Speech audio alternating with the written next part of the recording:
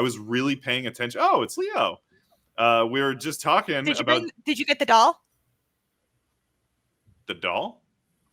Oh. Yeah, the Turbo Man doll. It's the only thing he wants for Christmas. Did you get the doll, Leo? Did you get the doll? What? You mean Turbo Man? Yeah, the Turbo Man doll. Yeah, did you get it? No, I got the doll. Yeah.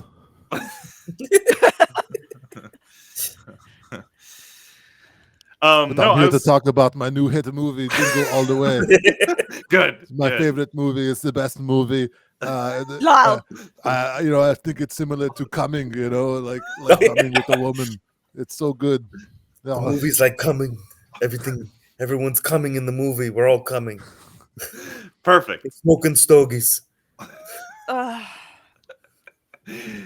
Jesus Christ. Has this been most of the episode so far? Yeah. Excellent. That's exactly what I was wishing for. Mine's the worst, though, by far. Yours not as bad as Terrence.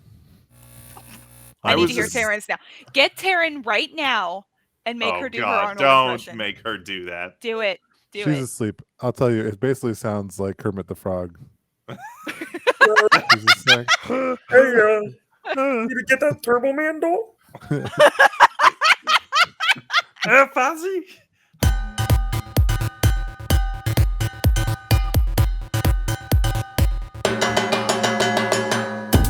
Welcome to the Good Games podcast. My name is James. I am Justin. Hallelujah. Holy shit. I'm Jesse. You went with a different movie. I saw what you did there. Okay. Yeah, I walked to the beat of my own drum. Okay, nice. We are taking a little break from our normal video game subject matter we're talking about. It's almost Christmas time, guys. We got like another week and a half, and it's gonna be Christmas. Yeah, so we're halfway there.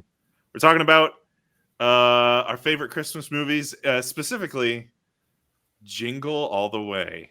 The holiday smash hit. Arnold Schwarzenegger's smash holiday classic, Jingle All the Way. Jingle All the Way. Turbo Man. That's a Conan joke if you don't know. Yeah. People have no idea what. 90s Conan, where they took a still frame and they made the mouth move. And then just made the mouth move. You know what? The funny thing was, just like that. I wanted to do that for the podcast. I couldn't accomplish it in time to do. That would have been so good. Man. I just haven't had the time to set it up. But I would have definitely just been here as Arnold, as guest star Arnold.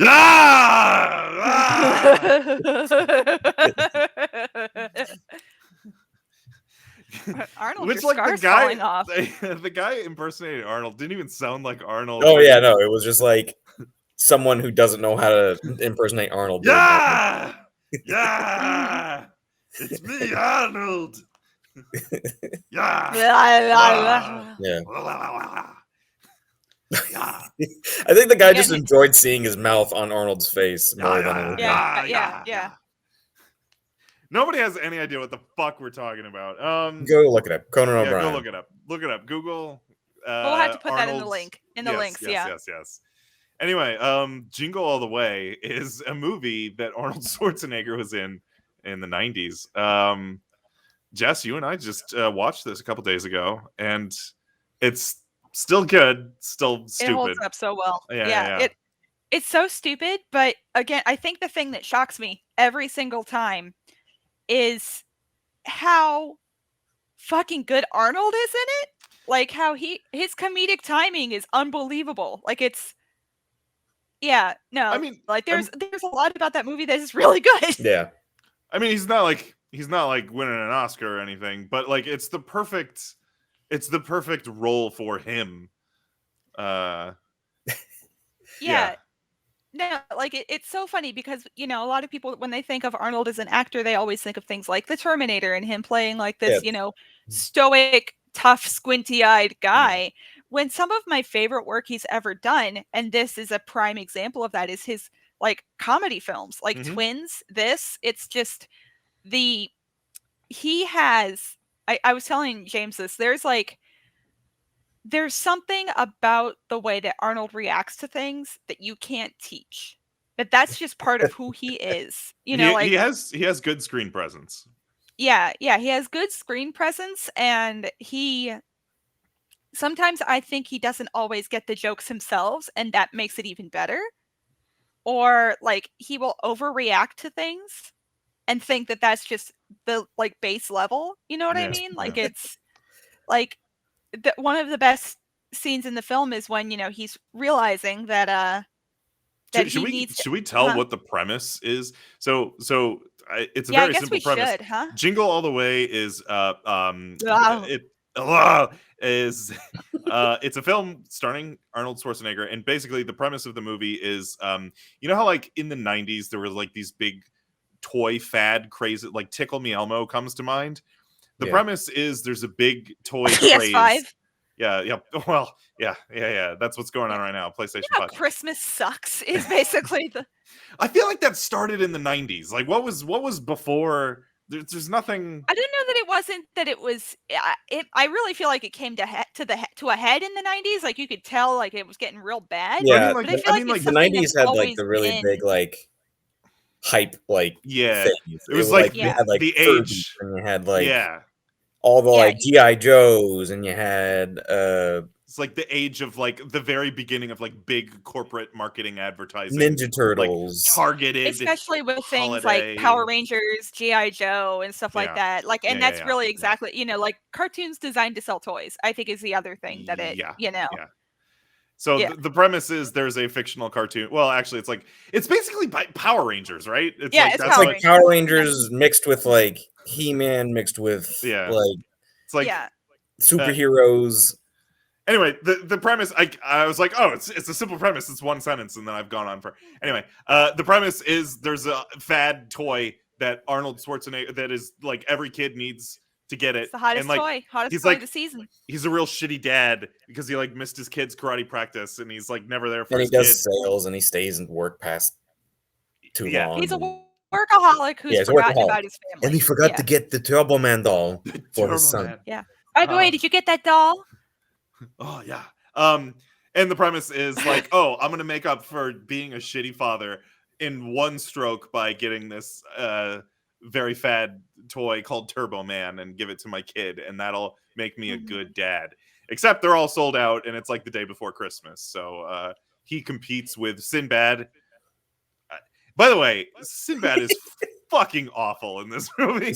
Oh my god! All he is loud. He's just annoying. It's funny because like as a kid, I'm realizing that like rewatching this as an adult is and by the way, I do want to correct some of your synopsis because I feel like some sure. Accurate.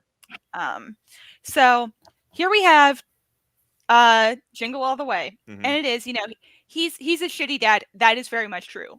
But it is one that he's a workaholic, and two, it's not that he doesn't want to be a good father. True. It's more that he's like he thinks that this Turbo Man doll is gonna, be like a turning point, and they're gonna be able to, really round a corner, and things are gonna be better. And then he realizes he fucked up and didn't get this doll, so now he's in a desperate chase to get this doll, or his relationship with his son is gonna be irreparable. Especially after he's already promised his son that he's going to get it. So that's really like the full, and that's, again, the big headline is the hottest toy on the market and he forgot to get it is really the But I like the big dumb man forgets to also get the hottest toy of the season. The underlying plot of neighbor tries to take his hot wife. Yeah. Yes. The entire time. So it's like as Arnold's family's starting to fall apart, the neighbor's trying to work his way in, and he's kind of pissing off Arnold in the process. So he's pissing off the wife. Like that's something I noticed this time around too. Yeah, the neighbor played by the late great Phil Hartman. It's really great. It's really great watching it as an adult because there's a lot of double entendres and like euphemisms. They use like cookies as like an entendre for sex. Yeah. So it's like, your wife's cookies are out of this world. He's in the shower. Yeah. You want me to go to check? You want me to go check? These cookies. Yeah. Jake's face makes it really the bad. Like, Phil Hartman does that same face. Yeah, he's like, he does, and his eyes like roll back, and he's like, oh, these cookies. But yeah, back to your point though, James. One of the things that I notice is that, like, as a kid, I feel like the Sinbad thing lands a lot better. Like, as a kid, you're like, haha, he's funny and loud. Yeah, Like, yeah, exactly. Yeah. As a kid, oh, loud is funny, and as an adult, you're like, this is awful. yeah, this guy is how did this guy get work? Like, how is Arnold acting circles around you? Yeah. Like, just not, not a good actor. I'm not even sure if he was ever a good comedian. We'd have to go back and watch some of it to figure it out. I don't know if it's, again, is it just that he was loud? Like, is it that he? I don't know. Is it the same reason I'm popular because I'm loud? I have to confess to never watching any of Sinbad's material, so I don't know if he's like, I don't know if he's legitimately funny and this was just like a poorly written character script, or if I don't know. Yeah. Either way. As an adult, yeah, there's a lot of things like you were talking about, the double entendres and stuff that were coming through. The other thing that I loved was just one, the strength of the cast.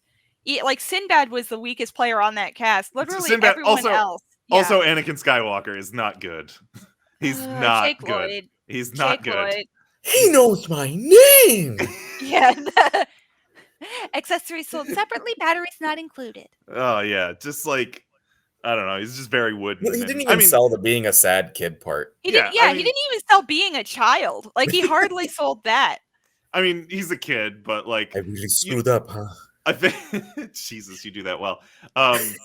You've seen that movie a few times. Yeah, I mean, like, child actors, I feel like there are much better child actors on average now than there was back then. But I mean, yeah, he's awful, but whatever. That was sort of par for the course, I guess, maybe in the 90s.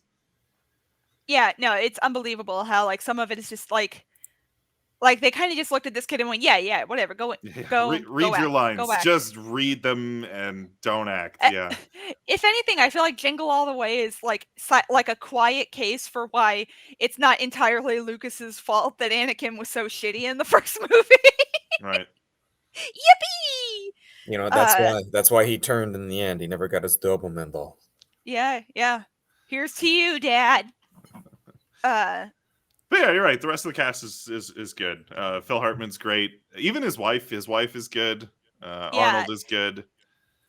And the thing the thing I love about the wife is I didn't notice it much before, I guess because I just wasn't paying attention.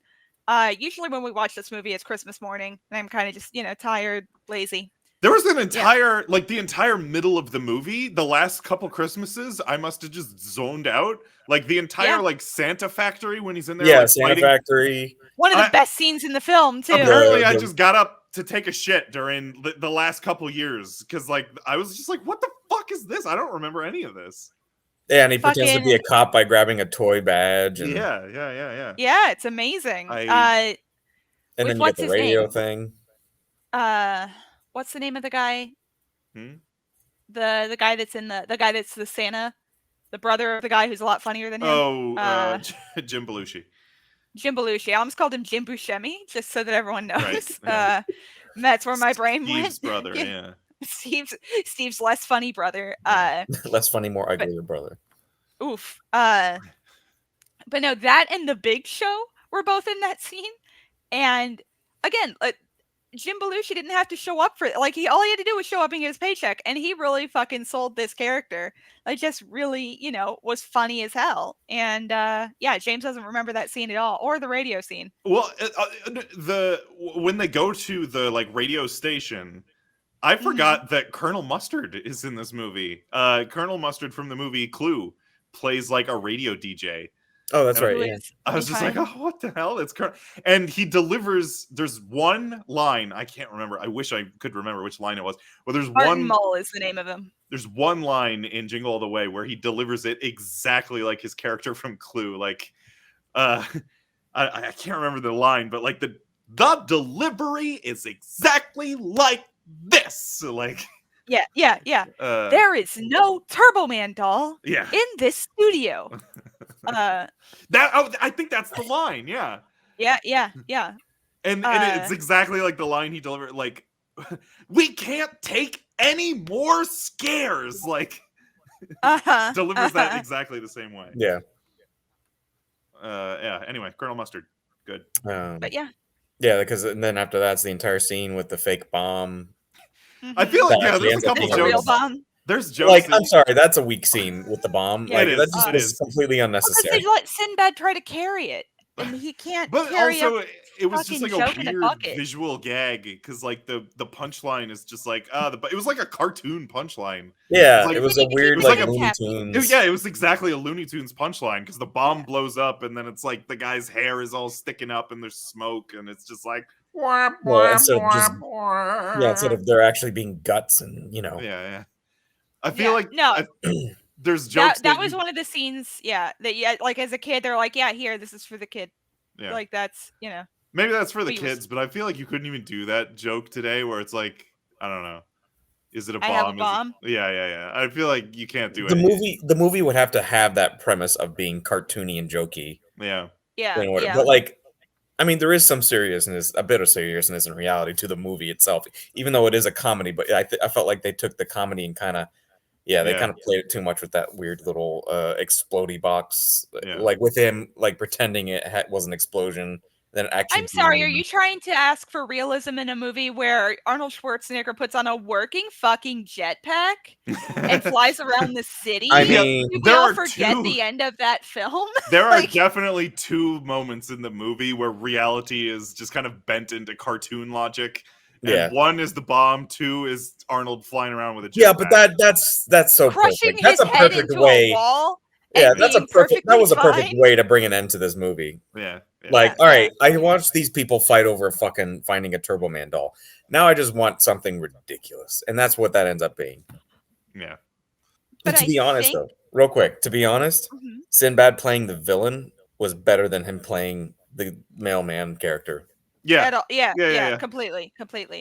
But another thing I noticed that kind of plays into this, like there's this weird bend in reality is there are streets and stuff, like just looking at the background, there's a lot of very like in one place there's a lot of very colorful, very clearly fake stores and stuff like that. So I kind of feel like there was this like undertone of wanting to make it like a comic book almost, without making it very clearly a comic book based film. You know what I mean? Like it's something that, like he suplexes a deer and then shares a beer with it. Like that kind of dumb bullshit. Or, again, like these cartoony stores or him wrestling a Santa and stuff like that. So there is this and Marvel had a huge presence in this movie. I don't know if you guys noticed, but there's a lot of there were things like different Ghost Rider action figures and Captain America was on the kids' wall and shit like that. So yeah, I think they took a lot of inspiration from comic books in general. And again, so so that, I mean, that's what I'm getting at, is that I feel like there's the bend in reality is kind of, it's like a comic book reality almost. Like it's not what our world would be like kind of thing, without actually saying like, hey, this is a zany different world. Like it's just, yeah. The year is 2042. One thing I did love looking back though is that they have just some weird punny names for the Gale Force and I can't remember the other guy. Liza Titch. Yeah. Liza Titch is her name, and that's silly. Just very, very silly. No, the thing I noticed on, because this is one of those movies that I've seen, we watch it almost every Christmas. Even anyway, I was just paying attention to stuff that you notice little things on repeat views that you didn't notice last time. Anyway, I was saying on this last view, I was paying specific attention to the editing in this movie. There's a lot of really good edits, really snappy, almost visual gags accomplished with editing. And there's two really good ones right back to back. When Arnold's talking to his wife and they're first setting up the premise of the movie about getting Jamie the Turbo Man doll. So when his wife, it's a really slick camera move, because his wife is getting dressed in the bathroom and they've got this big mirror and you see Arnold's reaction to the camera is facing into the mirror. And you see Arnold's reaction to what she's talking about behind her in the mirror. And she's like, oh, whatever. Did you get the Turbo Man doll? And then there's a snap zoom right onto Arnold. And he's like, She bends down to like spit. Yes, she water out. bends down. Yes, and Yeah, then there's a and really he good just- snap zoom onto Arnold, and he's like, Ooh. and then like right after that, they're like, oh, it's time to go to bed, and then they like go to bed, and then Arnold like still his like eyes just like it's just like really Arnold stupid, eyes. just like really stupid editing jokes that I was like, oh, that's really good. That's very funny. I miss old editing from like that age. Yeah. That editing back then was like so good. Yeah, So, you like, don't get I that don't- kind of shit now. Yeah. I don't think I realized as a kid how much like just like batshit crazy this movie is though. Like, I mean, as an adult, like, you know, you recognize there's a lot of problems and disturbing, like almost like if any of this was happening in real life, like, you know, someone bringing a bomb into a radio station. Oh, or we just whatever, talked like, about that. Yeah. Yeah. Or Arnold being able to use a actual jetpack and crushing his skull against a building and being just fine. Right. Yeah, sure. Like that's. Yeah, you know, I feel like it I starts was out. just telling the guys that the movie starts like in a relatively like realistic area though, like just sort of a classic like Home Alone, you know, kind of setting, and then by the end it's just like we're just bouncing off that's real realistic to completely abandon your child. Like there's just like a gradient transition from it being kind of like sad, like, oh, dad fucked up, right, in the first few minutes you're like, oh, it's a bad dad to, like, story, just fucking right. This is just silly and crazy. Right, it just goes up its ass, which is a great recipe we've learned. But can we talk about the ending scene? The well, not ending scene, but the final scene pretty much of this movie, where pretty much, and spoiler alert if you don't want to hear this, but Arnold essentially gets mistaken as being the actor who's supposed to be in the parade. I don't. And also, does anybody know what city he's in? Do they ever mention the city? I mean, it's like implied to be New York, right? It's like no, it's like a but not Minneapolis. really like New York? like they say it's in like Minneapolis somewhere. Yeah, but they're having a major parade there. Yeah, I always thought With it was like like actual like people like from the news, and I don't know. Well, I mean, we have a parade in I would like to Winston-Salem, North Carolina. We have a parade every year. All right. In December, and there's cars going by, and I mean, they light up the tree. It's a whole thing. But they got animatronic fucking Turbo Man. Well, but again, one, Minneapolis is where the Mall of America is, so it's a pretty big city. Like there's a whole scene where he goes through the Mall of America. I wonder where this is actually shot. Right. Okay. I'm gonna look that up while we're talking. Where this was shot. But two, it was filmed in the Twin Cities of Minneapolis. Oh my god, and St. Paul. You already looked it up, huh? Oh, yeah. Well. All right. Yeah. But yeah, so there's that. But two, once again, there's a whole fucking jetpack on his back. Yeah, and he doesn't die. Like, doesn't die. Doesn't melt people around him with the does force. Just fine somehow. Right. Well, somehow they have a suit that just like perfectly is tailored to like his every muscle, and he just like fits it. Yeah, like so skin tight. It's perfect. Yeah, he gets mistaken as an actor, and he gets donned with the suit, and then he comes up somehow magically out of one of the floats from entering the back of the building. I don't know how the hell that worked, but anyways, he comes up on the float, and he's Turbo Man, and he's kind of like freaking out, right? And then like he sees all the kids, and all the kids are cheering him on, and he starts to get into it, and he starts doing like muscle moves. He starts being Arnold for a while. Yeah, right? yeah. Yeah, he starts saluting to everybody, and then he's told like, oh, you got to give away the one Turbo Man doll. It's a special edition. The special edition Turbo Man doll, and that's such a good moment when he grabs the Turbo Man doll, like. And he's just like, oh, like it's a fucking baby. Yeah. Like a firstborn. He's just looking at it. Yeah. And all the kids are cheering. And of course, who's there in the crowd? His son. Mm-hmm. And he gets to point at his son and pick him.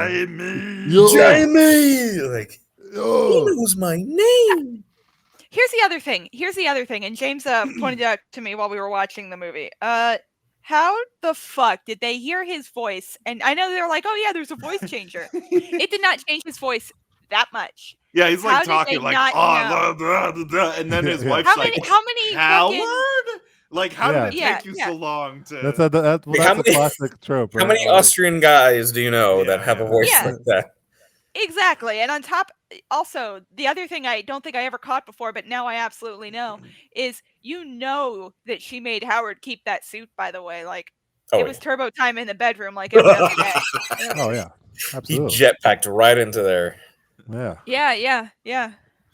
Terrible. Vile. I don't know why you guys would say something like that. But yeah, no, it was just like, again, Howard and then Howard, like, damn. Oh yeah, there was definitely like a get this bitch a water. She thirsty. Yeah. I love.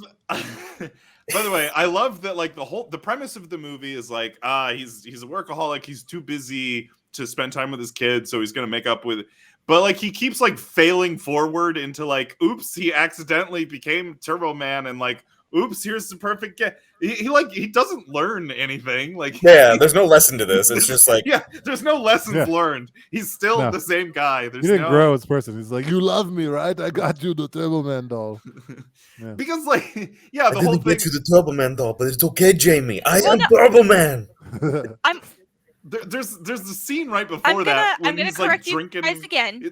There's when he's like drinking with the reindeer, and he's like, "Oh, time to go keep my promises." But he just like stumbles into the just accidentally, like, "Oops!" Like, yeah. Well, here's the thing. I am gonna correct you again, because I don't know why I remember this movie so much. I guess it's because I'm paying attention on Christmas morning. But no, at the end, he gives the doll to Jamie and everything. And he was like, I haven't been there. I know I haven't been there, and I've really realized how badly I've fucked up. So I'm gonna be there more often now. Like I'm going to be a better dad now. So he does acknowledge that he's fucked up. But he's been saying that. He always saying that through. That's true though. we never before he wasn't saying it in the spandex suit. Is what I'm good, saying. huh? Oh well, that's true. Yeah, he wasn't Turbo Man and saying it. Right. Exactly. Yeah. Now that he's Turbo Man, it's better. Turbo Man suit, like it wasn't. That's what I mean. He just like accidentally like, oops, I'm Turbo Man. Now I get. Now it's okay, right? Yeah, he gets a. He gets a get out of jail card, pretty much. Which maybe that's hey. Which, by the way, come on, you That's can't the tell me moral he of the didn't story. go to jail after all this shit. Oh yeah. No, the cop is so like let him he's go, like, right? I'm gonna be there for you, except for the next 5 years, I'm gonna be in whole, the penitentiary, but in penitentiary, probably paying time for all the damage I've done. But I'll be there after that, okay? Well, no, Sinbad took the blame because here's the thing. Yeah, Arnold black guy did a got lot of locked up. fucked That's shit. what But he did bring the bomb, so it's fair. Yeah, again, it'd be different if it was just like, hey, Sinbad did the exact same thing, but because Arnold is white, he made it out. But no, I think that's the true lesson. That's of the the movie. moral of the story. Yeah. Jingle all the way to lock up. But anyway, no, the thing that here's the thing. Arnold did a lot of dumb shit, and he did a lot of stuff that, yes, is an arrestable offense. But then here comes Sinbad going, motherfucker, I've got a bomb, and motherfucker, I'm gonna abduct a child. Oh yeah, that's right. He takes the kid, and I'm gonna put his life in danger too. Right. Exactly. Child endangerment. The thing that Arnold didn't do was child endangerment. That's true. That's where they crossed the line. I guess he did use the jetpack when he was carrying Jamie around, but yeah, the only one who actually has any character development in that movie is Jamie, because he's the one at the very end of the movie. He's like, "Oh, I'll give my Turbo Man doll away." Like, that's it's the spirit I got of the real Christmas. thing at home. Yeah, I got. Like he's the Him only and Both one. are both gonna fuck Arnold. Is what's gonna happen. I saw a meme in my head where it was like, we've got the real thing at home, and then it's like Turbo Man at home, and it's just like Arnold with just the chest piece of Turbo Man, but not the bottom piece. It's like you sure cocking it. Yeah, he's drinking a beard or something. It's like that's Turbo Man at home. No, I don't want to save crime today, Jamie. The game is on. I had a really bad sale today. I lost my favorite customer. I just was gonna say Donnerblitzen, Karma Cupid. Did you just How do you know if he got them all right? Because I couldn't understand him. Yeah. Yeah, he's walking through the hallway just going. And did we talk about Phil Hartman yet? Oh yeah, he's fucking great. Oh. This was the first thing we talked about. It's the best Phil Hartman movie, right? I mean, is it? I feel like it's the Should our top 5 be best Phil Hartman movies? But I feel like it's no, up it's best Christmas movies, but because I don't think Phil Hartman was in 5 movies. Yeah, he was in some shit, but it was always in roles like this where he played a supporting role. He was always trying to think what else. I'll look that shit up while we. I don't know. Is there anything else? Really played like a main character. Anything else with Jingle? I feel like he was in a lot of the like SNL movies. Let me look that up. Yeah. I am a big SNL fan, so I'm biased. But yeah, so and he also Phil Hartman freaks out. His character freaks out once he sees that Howard is Turbo Man. Yeah, and he's like, oh, don't fucking kill me. And he has already kind of like revealed that he wanted to bang Howard's wife, so he's like, oh shit, he's like a fucking superhero now. He grabs his son and he's like, gotta go. He was not. Oh, shit. He was not in a lot of movies. He was in So I Married an Axe Murderer. He was in News Radio. He was in Small Soldiers, and then the rest is like voice credits for like Kiki's Delivery Service. Well, Kiki's Delivery Service, but like Lionel Hutz. No, not Lionel Hutz. Troy McClure. I couldn't think of his Simpsons character name. I'm Troy McClure. Yeah. Anyway, Phil Hartman was not in a lot of shit. All right, so but he was great. Then agreed. The best movie he was ever in. I mean, yeah. Or his best role in a movie, perhaps. Ganondorf hurts. All right. So well, no, like it's like had a blister. Sorry. Oh, okay. She had a Ganon blister. For people watching the video, I've been like looking. It looks like I'm looking at a watch, but it's like the side of my like medical tape over my tattoo is being really. Yeah, I'm like wrap it up. Wrap it up. It's like, it's just like this one part that like had caught my skin weird and it created a blister. So I was trying to get that, real attractive stuff on this show. Only the classiest. All right, we're good now. Sorry. So what are your guys' top 5 favorite Christmas movies? I don't have a list. I'm not a big like Christmas movie guy. Like Jingle All the Way I love Jingle All the Way. That's in my top 5 for sure. Jess, the 2 movies we usually watch almost every Christmas, Jingle All the Way and Christmas Vacation. Yeah. And like, so I do have those 2 are definitely on. Yeah. Christmas Vacation's good. I would the original Grinch cartoon. Can we throw that on? I like that too. That's all right. I'm sorry, but let's also talk about Jim Carrey's The Grinch because it is iconic. It is iconic. They don't bother me. Like as picks, I wouldn't put them on mine personally, but I could see that. Well, then, Leo, what the fuck would you put on? Because honestly, I mean, a lot of other stuff. I don't know. But they're good movies. A lot of other stuff. Yeah. If you're gonna say that shit, bring some shit. What? I'm not allowed to have an opinion? What? I wouldn't put those on my list. It's like going into a fucking restaurant and go. Oh, what's on your list? Well, I agree with Jingle All the Way. Oh, hell yeah. I would also agree with Christmas Vacation. One that we also watch every year. It's a little bit more like sentimentally is It's a Wonderful Life. Okay. And of course Die Hard, which we can get into that. Oh, here we go. Here we go. We promised. You know what? If we're gonna go, the debate. Here it is. If we're gonna go, all right. You know what? Here we go.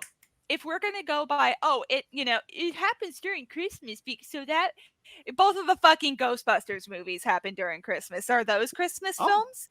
I'll buy that. I mean, I would go so far as to say it's not just about it happening during Christmas. It depends on what criteria you use for a Christmas movie, but I believe there has to be dialogue that someone says "Merry Christmas" or "Happy." The other that happened during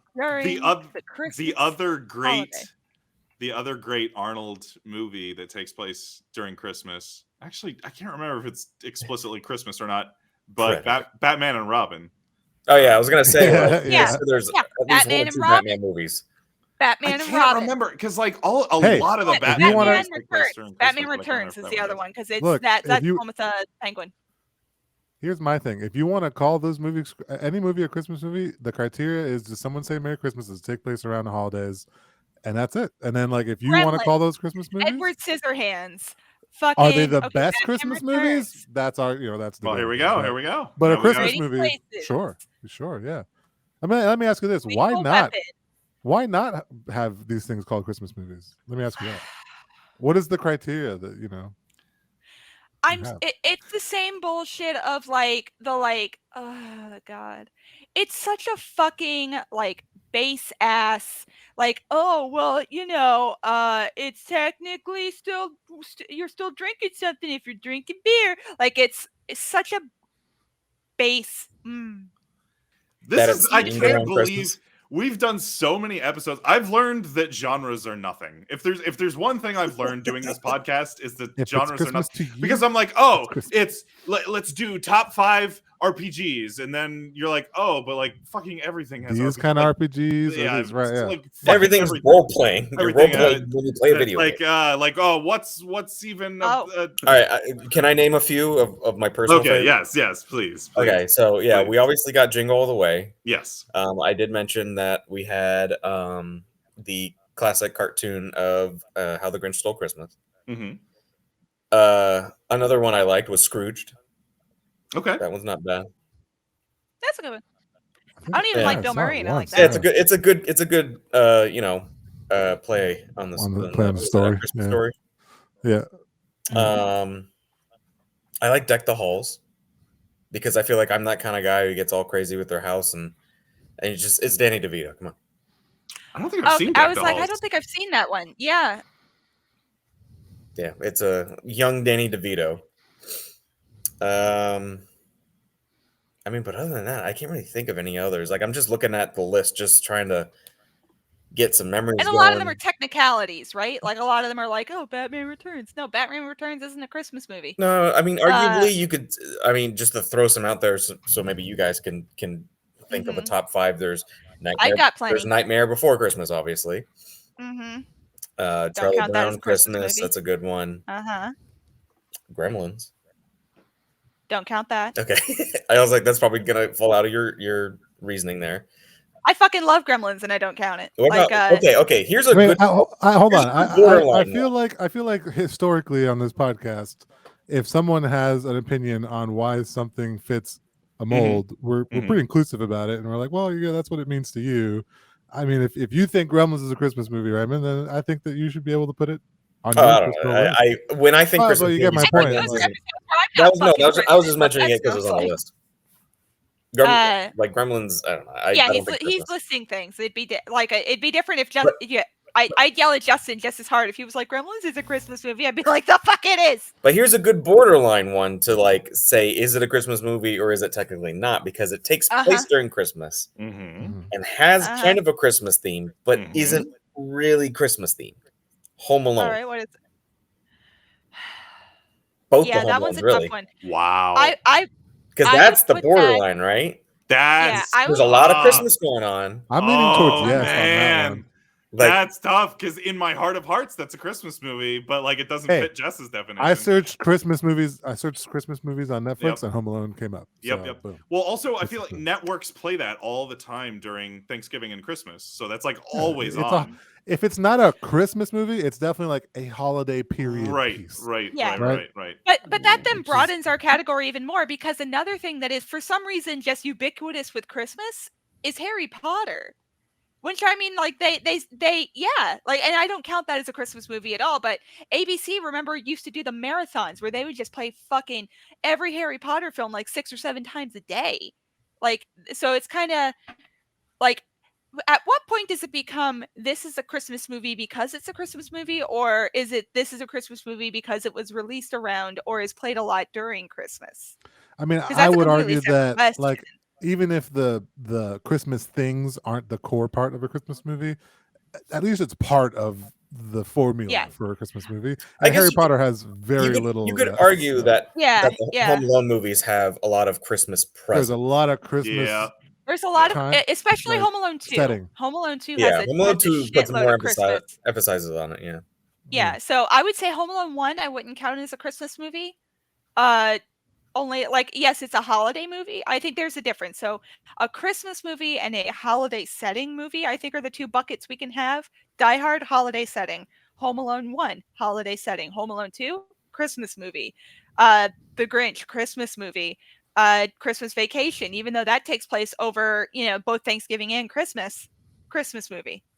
Nightmare Before Christmas, holiday setting. Like, it's not, so those are the kind of the 2 buckets I would say can come out of this, is that it's not like it's technically a Christmas movie, just no, it has a holiday setting.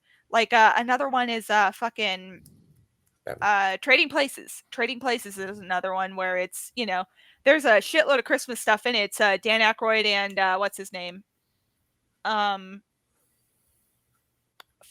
I know Jamie Lee Curtis is in it and Eddie Murphy. So Dan Aykroyd, Eddie Murphy, it's, you know, kind of a Prince and the Pauper kind of thing. It's anyway. But that, like, there's a lot of holiday themes in it, but it's not necessarily a holiday movie. Blah blah blah blah blah. So like, no, I think my opinion on the Home Alone thing is that the first one is more about this kid not getting fucking abducted or murdered. And Home Alone 2 is more about him trying to reunite with his family. He's in New York and blah, blah, blah, blah. Like it's, you know, and the first one, he kind of has his shit figured out. And then, you know, these guys start trying to rob him. Like, you know, Home Alone 2, it really is more about the, oh, you know, I miss my family and it's Christmas and there's a magical lady with pigeons for some reason. And Trump is in it. Yeah, I forgot that. Yeah. Comes in for a second, Anyways, top 5, right? Yeah, all right, we got to rank these now. So I've got, okay, hold on. I haven't given my list. Yeah, no, go ahead. Go ahead. Here we go. Krampus, I'm going to put on here. Krampus is outstanding to me because it's both a holiday movie and a horror movie. But it really deals with the overarching theme is extremely Christmas oriented in that it's, you know, you have to be grateful for what you have. You have to be grateful for, you know, the things that, you know, like your family and your friends and, you know, like it's really about the spirit of Christmas and not taking that for granted. And then, so there's Krampus, The Muppet Christmas Carol, which I think is just fucking that's good flatline classic. Like you know, Michael Caine, you can't get more Christmas than Michael Caine. I feel like Michael Caine is Christmas, whether he wants to be or not. Muppet Christmas Carol, obviously Christmas Vacation. I think that's on every list. Yeah. Let's see, there's a few more. Jingle All the Way, obviously. Fuck, 8 Crazy Nights, which is technically a Hanukkah movie, actually. So maybe not 8 Crazy Nights, but 8 Crazy Nights was a holiday movie. One hell of, holiday movie. So okay, I'll take adhering to my own rules. I'm taking 8. But also possibly a homicide. I'm glad you. James has never seen it, or I'm gonna have to make. You've never seen it? Oh, no. I mean, that's roughly when like Adam Sandler was like. That was at the very end. Yeah. I mean, that was the end of it, and then it just that was the sunset. I feel like because that, and then what's the other one? Not Big Daddy, but the other, the one where he inherits all that money. I can't remember the name of it. Oh. Which also takes place during the holidays. That's true. Shit. What's the name of that movie? Movie where Adam Sandler inherits money. Mr. Deeds. Mr. Deeds. Oh, yeah. Mr. Deeds. Yeah. I kept wanting to say Big Daddy, and I knew that wasn't right. But yeah, that's a technical foul. Man, that's a good movie. But anyway, I'm gonna have to watch that movie again. Let's see, The Grinch. I will say Jim Carrey's Grinch holds. I love the cartoon, but I feel like Jim Carrey's Grinch is iconic in its own ways, especially because it took something like it should not have done as well as it did. I think is really the like when you take a book that's like look at things like Where the Wild Things Are or The Cat in the Hat, where it's like, oh, I don't know if this went off the way you guys thought it was going to go off. The Grinch really, I think it's peak Jim Carrey, and I think it's a really good like production overall. There's a lot of practical effects. There's a lot of there isn't a ton of CG in that film. And there are parts that are clearly CG, but like the parts that aren't really, really stand out. So yeah, as far I feel like that was like the last like really good practical effects holiday film. So like that's something that I would put out there. That's the only reason I would put it over The Grinch is because there is a lot of achievements within that movie. And also fuck the Illumination version. Oh, absolutely. Absolutely. No, fuck that entirely. My brother was like, it's good. And I was like, yeah, you're fucking stupid. I didn't say that to him, but You know, On I the don't give a inside. shit if. Yeah, on the inside, I was like, you have kids. You don't have a choice but to watch this shit. It All right, all Cocomelon becomes good after a while, huh? we got to rank these. So, what becomes number 5? Number 5. So, okay, what's in the running here? We got. What's in the puddle? Yeah, what's in the puddle? What's I in our feel- stocking? All right, for sure, Christmas Vacation and Jingle All the Way. Those are the ones we've heard a lot. Do we want to put Grinch cartoon? Grinch cartoon. Sure. Yeah. Okay. And Grinch we can do the other the what would you call it? Grinch. Jim Well, Carrey. here's Grinch. my thing. I think we Here's should my pick thing. between one of the two, right? Yeah, no, we can't double dip on that. But here's the thing: I'm in a very good case. Take both Jim Carrey, Grinch, and Die Hard off the list completely. We let them kamikaze each other, and then we put Cartoon Grinch on. Does that sound fair? That's fair. Yeah, Sure. I think Cartoon Grinch is probably more of a classic. What about Muppets Christmas Carol? That has to be on That there. yeah, I see that's a good I'll one. eat my arm. I'll eat my arm. When it comes to is a classic as well. Christmas Carol, Yeah. Another one that I didn't get a chance to talk about for me, I think it's called Christmas Story. Yeah, Christmas Story. Oh yeah, you'll shoot your eye out, kid. Yeah, that one. Right, just like the really hilarious one. Mm-hmm. I mean, I would take either that or It's a Wonderful Life as for my pick on the list. If it fits. Ooh. I think It's a Wonderful Life. First off, that's a fantastic film. That's You're more of absolutely sort of right. a classic. I Christmas would Yeah. have to side with It's a Wonderful Life too. Yeah. yeah, it's a wonderful But one. here's my Which, by the way, if you can find the recording, Mark Hamill did fantastic on It's a Wonderful Life table read. I was like, Mark Hamill's not in that movie, buddy. Yeah, I was like, oh, what did you see? Oh. Yeah, but does he read it as the Joker? That's just all I want. No, he played what's his name, the angel guy. I want to live again, bats. Like, you know. Yeah. No, basically no, that. so- Just reading Christmas lines. yeah, you were telling us about that. That sounded really cool. But I would say my thing with It's a Wonderful Life is it's a very somber film in comparison to our other picks. Yeah. Like it's Sure. so. Is that? I don't think that rules it out, though. I mean, Yeah. I think Oh, it still, absolutely Still a doesn't rule it out variety. as a Christmas. Yeah. Well, it doesn't rule it out as a Christmas film, but I feel like it puts it at an unfair disadvantage because you've got all these other ones that give you like the warm fuzzies, and I mean, yeah, like the end of It's a Wonderful Life is fantastic. By the end, you get the warm fuzzies. Yeah, but it does begin with a guy killing himself, so like that, or trying to kill himself. So Right. yeah, you ruined me. You ruined me. But anyway, no, so that's my only vote against it. But you guys can, if you guys want to outvote me, you can. Well, that's 5 movies. What goes on instead of? Okay, so we got Christmas Vacation, Jingle All the Way, Grinch cartoon, Muppets Christmas Carol, and It's a Wonderful Life.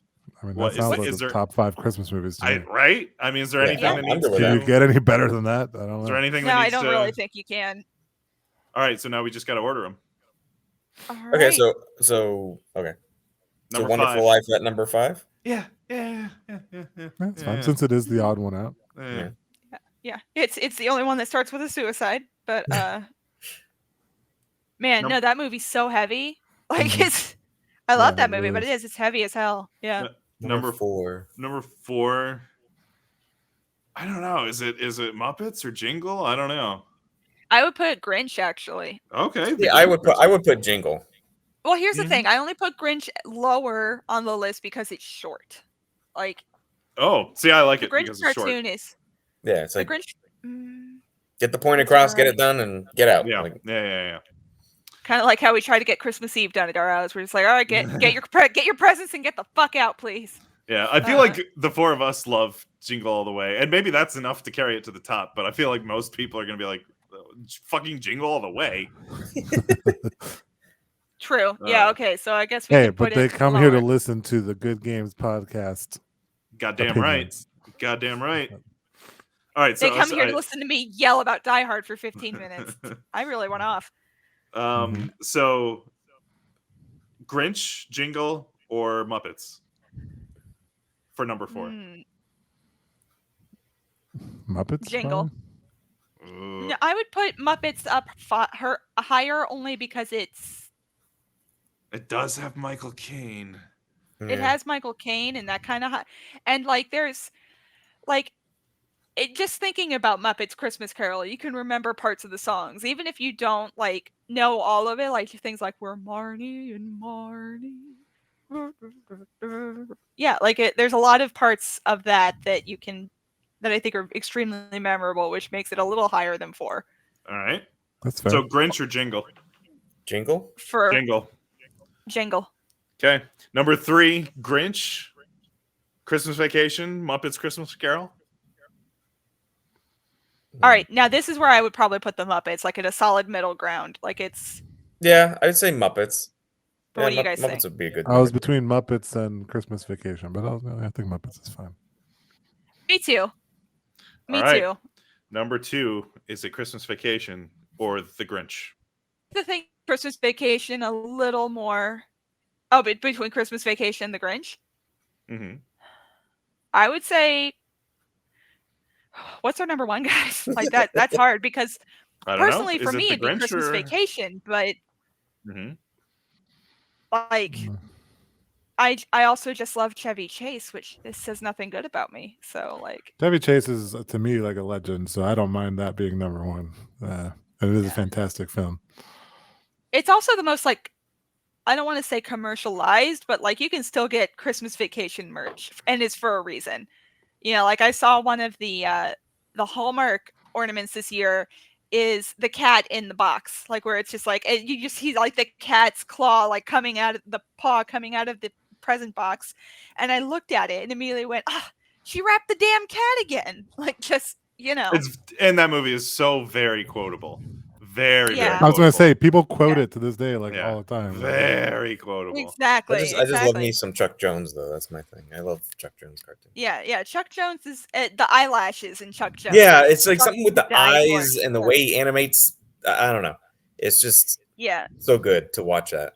But I'm fine with Grinch cartoon being number 2 and Christmas Vacation being number 1. Yeah, because honestly, when you think about Christmas, you're putting up decorations.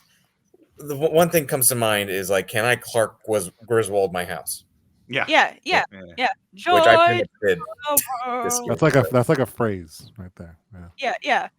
No, and can you make a Griswold family Christmas happen? Like it's something that that's the goal. My house is literally lighting up like my entire block right now.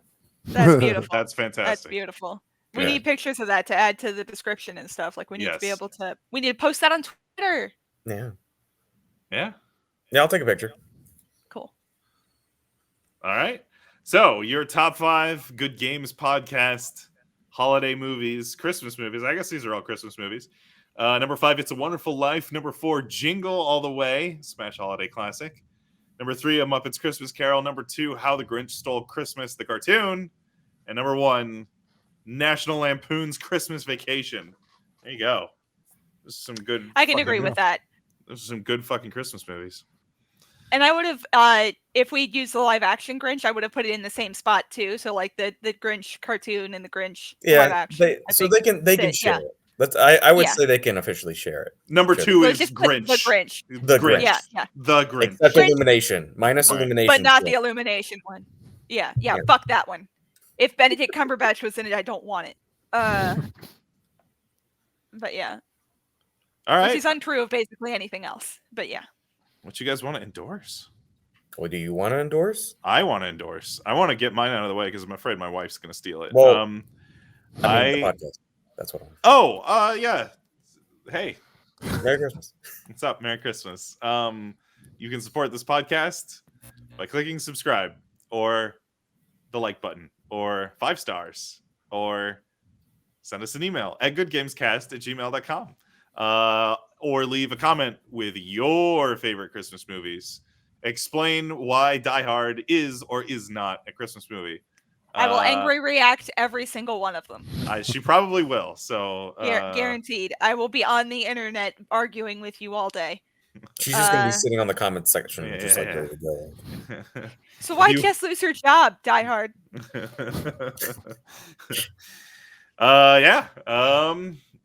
So do it.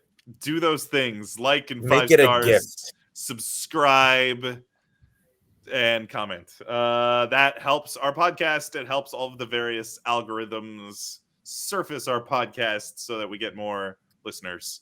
Or so I've been told. That's how it works. All right. I am going to endorse something else.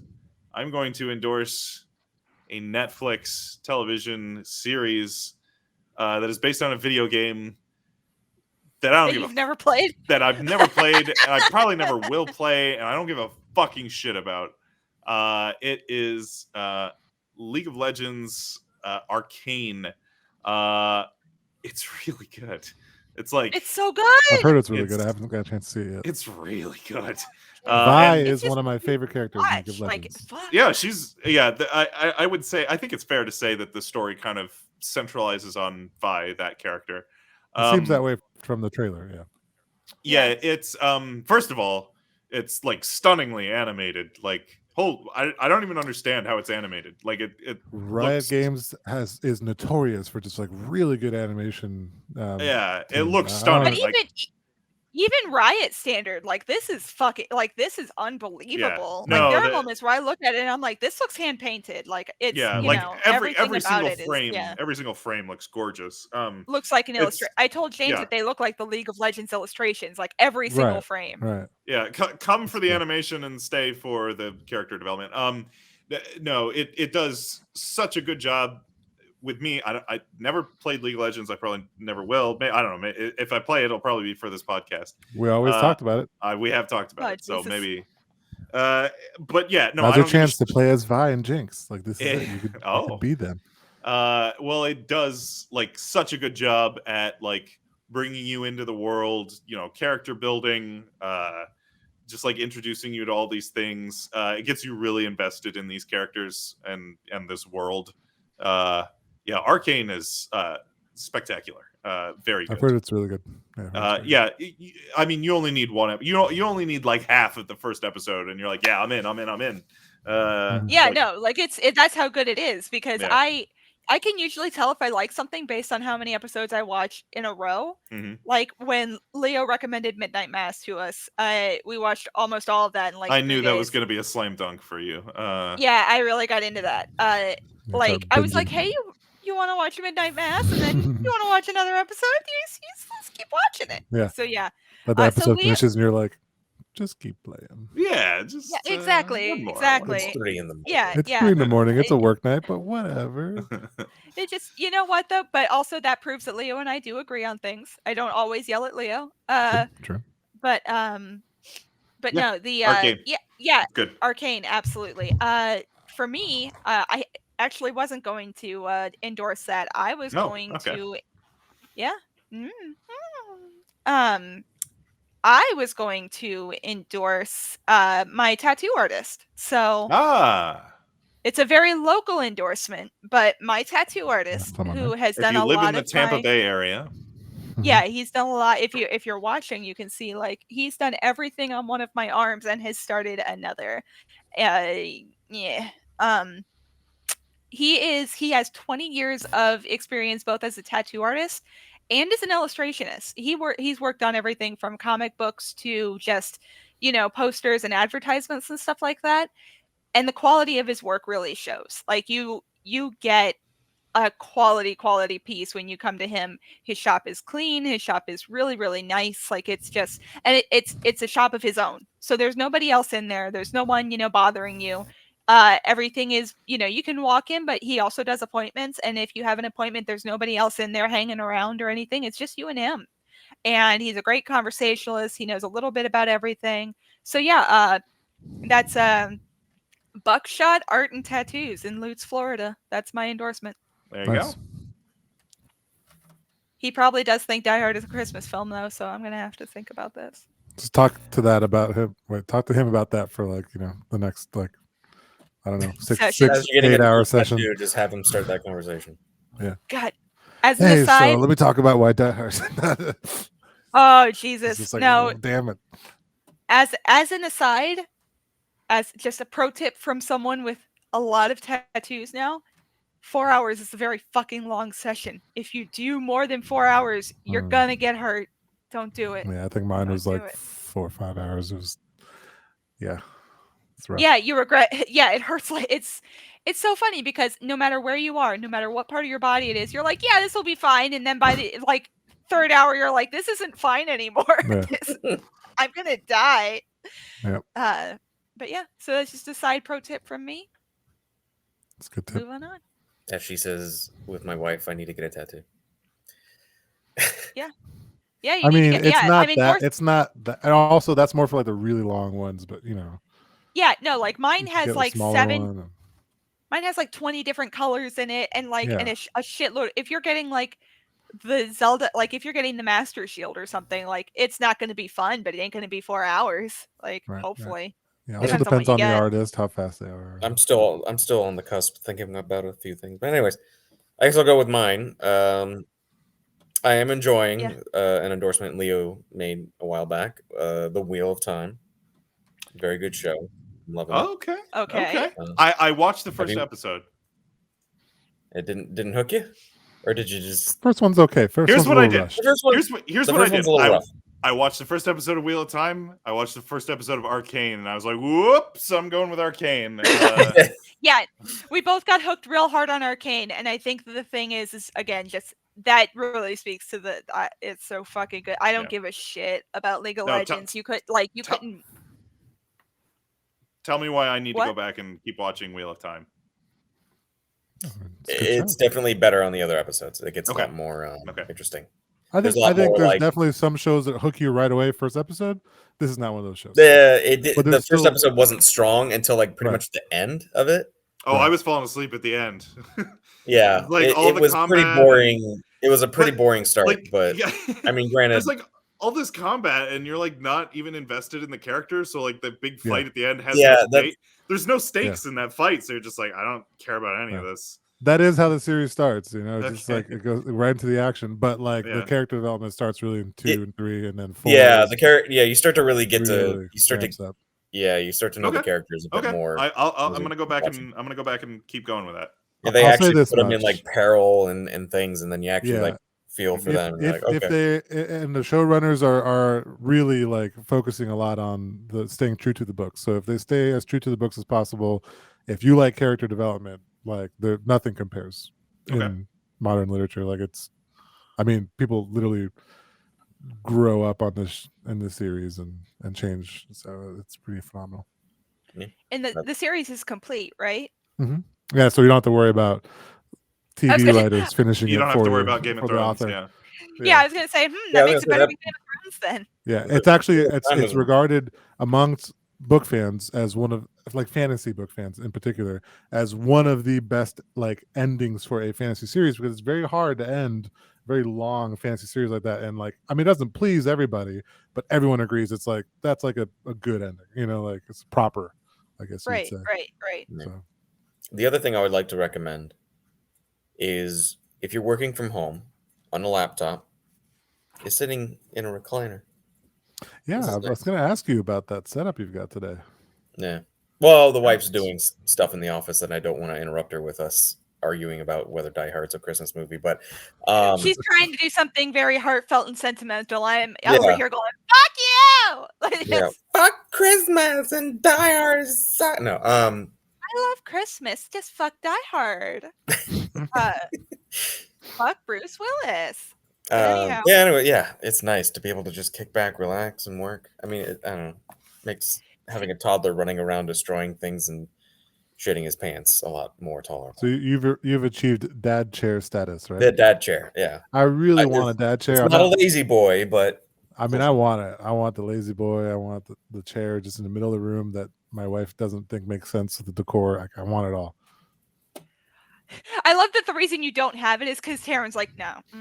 No. Yeah, that's Can our I primary get a reason. recline? No. Absolutely. okay. We're not ready yet. You know, give it a few years. When she starts Yeah, eyeing my life insurance and she doesn't care what I do. Exactly. No, what's funny though is James kind of has the opposite problem. Like his recliner, I feel like is, well, you've got the recliner in the couch, and I feel like you've kind of sunk into it. Your yeah, dad we chair, need yeah. those cushions Not are sit- gone. Yeah, you cannot sit in James's spot without feeling his body form. You just sink in. Yeah. It's like that's if there was memory foam, it has literally embodied the memory of James. No, it has actual. It has sentience. Yeah, it's sentience foam now. Yeah. Why am I alive? But yeah. All right. Did you endorse something, Leo? No, not yet. We'll endorse something. I had an epiphany last week. I'm going to endorse a musical genre. I thought you were going to say, I'm going to endorse Die Hard as a Die Hard as the best holiday film. There is a musical genre that I think I knew existed, but I never really explored. And, as a lot of people know, I am a musician sometimes, and I do like music quite a bit. It originated as something called jazz rock and became popular when jazz musicians were trying to become more mainstream with people listening to funk and rock in the 60s and 70s. And it became known today as fusion, jazz fusion, funk fusion. And in a couple months ago, I ran across a video. I probably shared it with you guys at some point from a group called Snarky Puppy that just blew my mind. It's just like a bunch of really good funk rock jazz musicians doing really intricate stuff, and it's you can't listen to it really most of the time. It's only when you want to be floored by intense musical talent. It's not like your everyday I'm working music, it's like beating you in the face with melodies and polyrhythms and all that. But I love that. So you like fusion, getting slapped in the face by music. I do. I really do. He's into that's that. That's how I rank my favorite genres of music is how hard in the face it's dick slapping me. That's really it. So fusion, that's my endorsement. Go listen to some Snarky Puppy, listen to some Chick Corea. I forget. I'm just learning. You could make up anything right now, and you could just say words. Yeah, you'd be like Snarky Puppy, Tasty Potato, like that. Well, Potato. And then small good. endorsement for a new group called Old Spice. It's just forming up. Oh, yeah. That is, Old Spice. featuring myself as the drummer and a guy Jake I work with who's we're interested in starting our own thing. So more to come there maybe next year.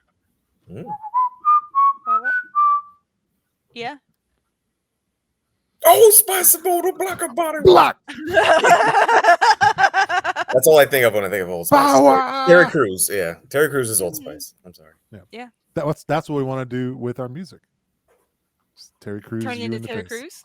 Yeah. Oh, all right. We want to portray jazz with muscle twitches through the music.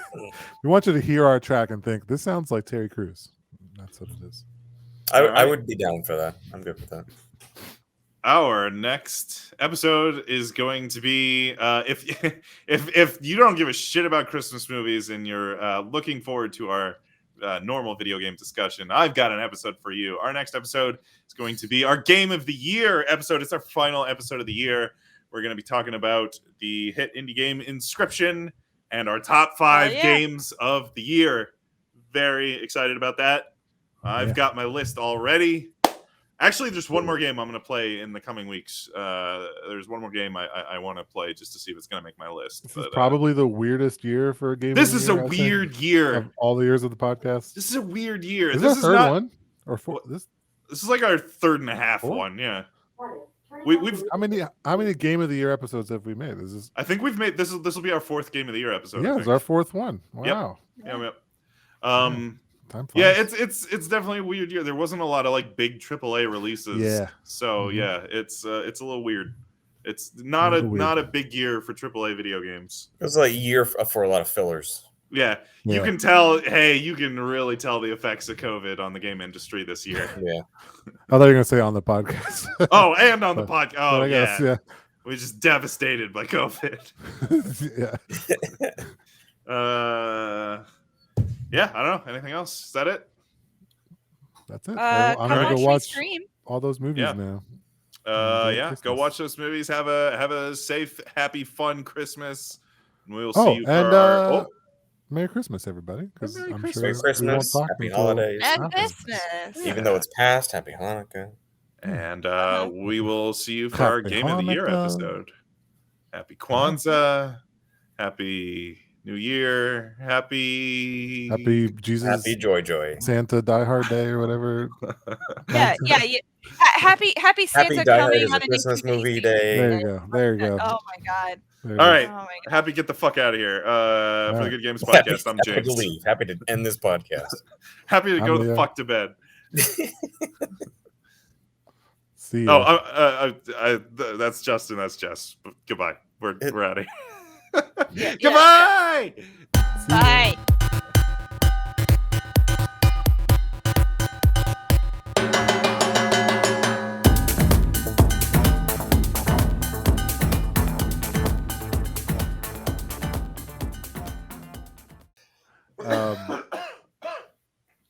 Kill James. Dying. So like, you know, we discovered the Swede Mason sort of remix of the movie turned into song in the, you know, early 2000s, and that has been a pivotal. Put that cookie. Yes. Cookie. Insert Beautiful. audio or just listen to Jessica. And that has been, you know, a pivotal, I think, development in just like life for me, like knowing that existed. It's so difficult now because I'd seen this movie a couple times before I saw the Swede Mason remix. Now I watch it and it's like I start breaking into song every other scene, and that's problematic in a way, you know. Like I can't just watch the movie now. It's like as soon as the scene comes up, I start Boom, thinking about the song. boom, boom, boom.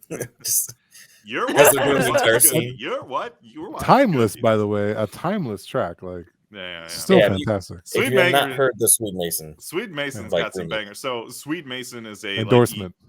oh shit, that's a good endorsement. Oh, yeah. Fuck. No, Swede Mason is a like YouTube creator who achieved some level of success remixing like voice clips from movies to music. I don't even know how to describe that. Sort of in the same lane as like Pogo, if you've ever listened to like taking like clips from movies or clips from and like just one short monologue or one short, you know, line and then just making that musical. I think the Did only he also other do the people Jean-Luc Picard song? Yes. Did he do Jean-Luc? Yeah. Oh no, The he only other- didn't do the Picard song, but he No. did the Data and Picard song. But I feel like that he was like whoever they were. Not they Pogo, sort but of- the other guy. Swede Mason did do the Picard song. no. Okay, sorry, Leo. Well, I feel like they definitely sort of founded that idea, like brought it to prominence. I feel Right, like that sure, was, like, yeah, one of the yeah. earliest videos. But one that's like a group that's really popular from doing that with like political memes was Shmoyoho, and they did like backing up.